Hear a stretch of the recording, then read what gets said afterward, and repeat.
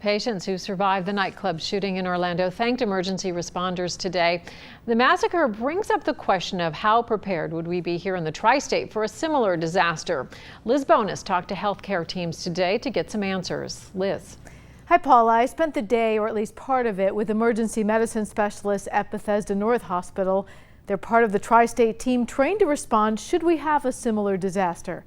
They say we are ready. On the worst of days, they are prepared to do what they do best. We just grabbed each other, we started running, and unfortunately, I was shot about 3 times in my leg.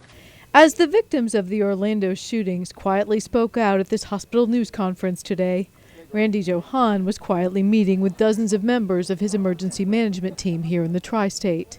We were talking this morning about what would happen if the Orlando event happened in Cincinnati, and how would it be different here? It would be different, he says, because since the lives lost in the Beverly Hills Supper Club fire, many members of this disaster team have been holding disaster drills.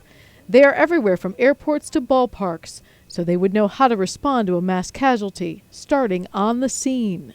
The EMS commanders on the scene evaluate the number of victims and triage them according to their severity. What makes us unique, however, is that patients here would not all come, say, to just this Tri-Health emergency room, but they would be transported all around the region.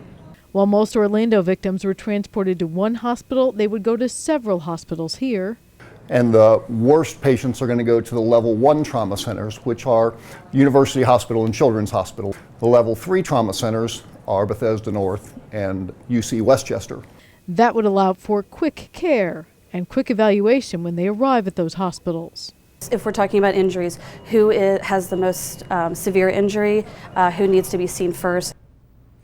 They then can, of course, take care of them appropriately. Now, some of the hospitals even have mini emergency rooms inside ambulances now, which means on the way they could make a difference getting patients quick care and saving lives.